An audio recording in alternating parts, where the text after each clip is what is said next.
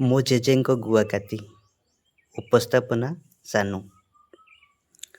କେଉଁ ମାନ୍ଧାତା ଅମଳରୁ ପୁରୁଣା ସିନ୍ଦୁକ ଭିତରେ ସାଇତା ହୋଇ ରହିଥିବା ମୋ ଜେଜେଙ୍କ କଳଙ୍କି ଲଗା ଗୁଆକାତି ଅଳନ୍ଧୁଆ ଆଉ ବୁଢ଼ିଆଣୀ ଚାଲ ଘେରା ସେ ସିନ୍ଦୁକ ଖୋଲୁ ଖୋଲୁ ଗୁଆକାତି ଉପରେ ନଜର ପଡ଼ିଲା। ଅତି ଯତ୍ନର ସହିତ ଗୁଆକାତିଟିକୁ ସିନ୍ଦୁକରୁ ବାହାର କରି ମୁଁ ଭାବବିହ୍ୱଳ ହୋଇଗଲି। ଅତୀତର ସବୁ ସ୍ମୃତି ଗୋଟି ଗୋଟି ହୋଇ ସିନେମା ପରି ମୋ ଆଖିରେ ଭାସି ଉଠିଲା। ମୋର ଏବେ ବି ମନେ ପଡ଼େ, ଜେଜେ ପାନ ଭାଙ୍ଗିଲା ବେଳେ ମୁଁ ପାଖରେ ବସେ, ଆଉ ଟିକେ ଦୁଷ୍ଟାମି କରେ। କେବେ ପାନ ମସଲା ଢାଳି ଦିଏ ତ କେବେ ପାନପତ୍ର ଗୁଡ଼ା ଧରି ଦୌଡ଼େ। ଜେଜେ ବଙ୍କୁଲି ବାଡ଼ିକୁ ଧରି ମୋ ପଛରେ ଦୌଡ଼ନ୍ତି।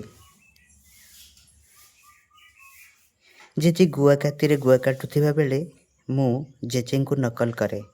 ଦୁଇଟି କାଠି ଆଣି କିଛି ଗୁଡ଼ିକୁ ସେ କାଠିରେ ରଖି କାଟିବାର ଅଭିନୟ କରେ। ଜେଜେ ମୋତେ ଦେଖି ତାଙ୍କ ପାକୁଆ ପାଟିରେ ହସି ହସି ମୋ ବାବାଙ୍କୁ କହନ୍ତି, ଦେଖ ତୋ ପୁଅ ମୋତେ କେମିତି ନକଲ କରୁଛି। ଯେପର୍ଯ୍ୟନ୍ତ ଜେଜେ ମୋତେ କିଛି ଗୁଆ ଆଉ ଟିକେ ମିଠା ମିଶାଇ ଦେଇନାହାନ୍ତି ସେ ପର୍ଯ୍ୟନ୍ତ ମୋର ଦୁଷ୍ଟାମି ଏମିତି ଚାଲୁ ରହେ। ଆଜି ଗୁଆକାତିଟି ଆମ ପାଇଁ ଦୁର୍ଲଭ ହୋଇଗଲାଣି। ଗୁଆକାତି ଆଉ ଦେଖିବାକୁ ମିଳୁନି। ଏବେ ତ ମେସିନ୍ କଟା ଗୁଆ ଆସୁଛି।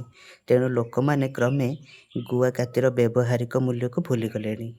ସେତେବେଳେ ପ୍ରତ୍ୟେକ ପାନ ଦୋକାନରେ ଗୁଆକାତି ଥିଲା।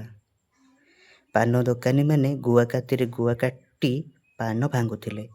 ଆଧୁନିକ ଜୀବନଶୈଳୀ ତଥା ଆଧୁନିକ ଯନ୍ତ୍ରପାତି ଆଜି ଆମ ପାରମ୍ପରିକ ଯନ୍ତ୍ରପାତି ଆମ ପାଖରୁ ଛଡ଼େଇ ନେଇଛି। ମୋ ଜେଜେଙ୍କ ଗୁଆକାତି ପରି ଯେଉଁ କେତୋଟି ପାରମ୍ପରିକ ଯନ୍ତ୍ରପାତି ରହିଛି ତାହା କେବଳ ଅତୀତର ସ୍ମୃତି ବହନ କରେ। ସେ ଦିନ ଆଉ ସମୟ ସିନା ଚାଲିଯାଇଛି, କିନ୍ତୁ ସେ ଦିନର ଯନ୍ତ୍ରପାତି ଗୁଡ଼ିକୁ ଦେଖିଲେ ଅତୀତଟା ପୁଣି ଉଜ୍ଜୀବିତ ହୋଇ ଉଠେ ଆଉ ଆଖି ଆଗରେ ଭାସିଯାଏ ସେ ସମୟର ପ୍ରତିଟି ମୁହୂର୍ତ୍ତ।